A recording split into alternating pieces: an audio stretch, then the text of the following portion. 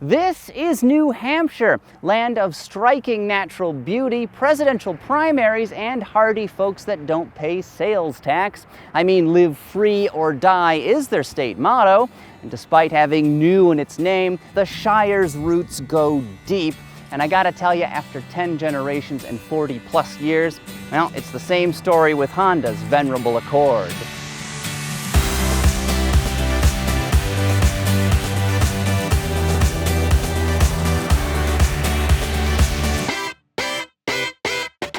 For 2018, this sedan has been totally overhauled. It's fresher than cream, coaxed straight from a cow's udder. It's so new, it hasn't even cooled off yet. Keeping competitors on the defensive, it comes with tons of driver assistance tech, amplified interior volume, and more refinement than ever.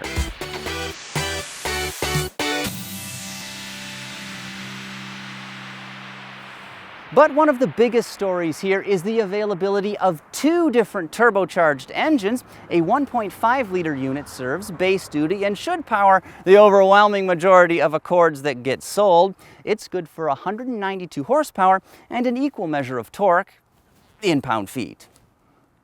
Available with either a continuously variable transmission or a 6-speed manual, you can get this engine in 5 different trim levels: LX, Sport, EX, EXL, and Touring. Replacing the traditional V6, there's also a burlier 2-liter 4-banger, sharing parts with the Civic Type R. It's rated at 252 ponies and 273 pound-feet, the most twist ever offered in an Accord. A 3-pedal gearbox is on the menu, ditto for a brand new 10-speed automatic. Now, Sport, EXL, and Touring trims are available with this engine. Early next year, a hybrid model will also be available, giving motorists a third powertrain option. Testing the 2018 Accord here is kind of serendipitous. You see, it rides atop an all-new architecture that feels as rigid as a slab of stone, being comprised of some 54% high and ultra-high strength steel. And how appropriate that New Hampshire's nickname is the Shale State. No, that's wrong. What? Well, it's some kind of stone. I don't know, the Feldspar State. Big two. Why does it even matter? Why are you being such a whiny bitch? Flint. It's gotta be Flint. Granite. It's the Granite State. Who's Janet? I don't even know a Janet. Anyway, suffice it to say, this car is rock solid with 32% more torsional rigidity than before, yet it's still up to 176 pounds lighter. Compared to the outgoing Accord, Honda's 18 offering is fractions of an inch shorter and lower. However, its wheelbase has been stretched slightly, which allowed engineers to increase rear seat legroom by about 2 inches. It's huge back there, and so is the trunk, which has grown by about 1 cubic foot, clocking in at nearly 17 overall. As for the rest of this car's cabin, it's exceptionally rich for the mid-size segment. Even entry-level versions of the Accord feel a class above rivals.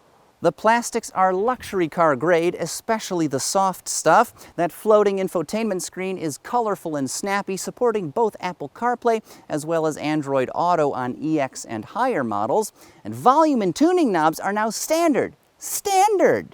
Additionally, cooled seats, Qi wireless charging, adaptive suspension dampers, LED lamps, and a head-up display are all available.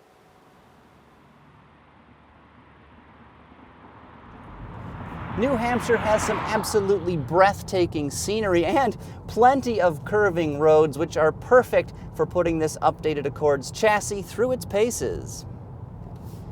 Improving overall refinement, fluid-filled suspension bushings are used at each corner. Now, ride quality and body control are similar to other mid-sizers like the Ford Fusion and new Toyota Camry.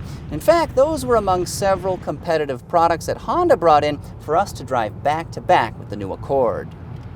Putting this top-end touring model in sport mode sharpens the throttle response, transmission performance, and increases the damper's starchiness, all of which make this car even more eager. But I do find that the ride is pretty stiff in sport mode, and I question why you actually need that in a family car. I mean, you're really not going to be taking an Accord to the racetrack. Equipped with the 2-liter engine, this thing is fast. It'll squawk the tires from the get-go if you bury the accelerator, yet amazingly there doesn't seem to be any torque steer. The wheel remains firmly in your hands. Still, I think the steering could use a little bit of work. I actually preferred the Camry and Fusion setups over this one. It's pretty devoid of feel, and I found that it seems to require a lot of minor corrections to keep the car going straight down the road, but really this isn't that big of a deal because you can just turn on Honda Sensing, which is standard in every 2018 Accord, and when that's engaged, this thing practically drives itself. This suite of advanced driver aids includes things like lane departure warning, adaptive cruise control with low-speed follow, traffic sign recognition, road departure mitigation, and even Osmo. No, just kidding. He's way too busy. He's playing the trumpet. He's all over the traveling everywhere. He doesn't have time for this. This new 10-speed transmission can shuffle through its ratios in short order, but I don't find it quite as silky smooth or refined as the 8-gear unit found in the new Toyota Camry. In fact, there have been more than a couple shifts in this car that have been less than stellar. So maybe Honda has a little bit more tuning work to do. As for the high-volume 1.5-liter CVT drivetrain, it's perfectly fine for customers that don't need tire-squealing speed. Now, it feels significantly faster than a 1.5 EcoBoost Fusion, which is heavier and much less powerful. Clearly, there's a lot going on with this car, and fortunately, even with all the new equipment, it's still an Accord you can afford.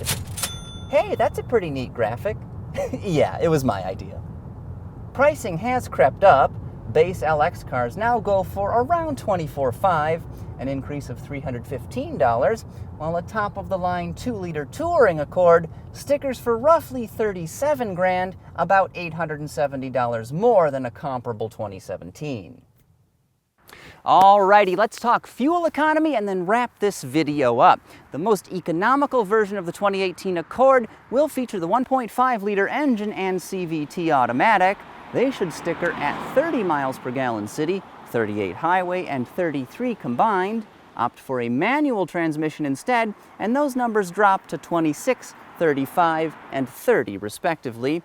EPA data for the 2-liter cars is not available right now. Without doing more testing, I can't say for certain, but the 2018 Accord could be the best mid-size sedan on the market when it goes on sale. Yeah, it's that good. 1.5-liter examples are scheduled to arrive at dealerships starting October 18th. 2-liter variants will follow late in November, and then of course the hybrid model, well, that's scheduled to go on sale early next year, even right here in the Bakelite state. That's not even a mineral.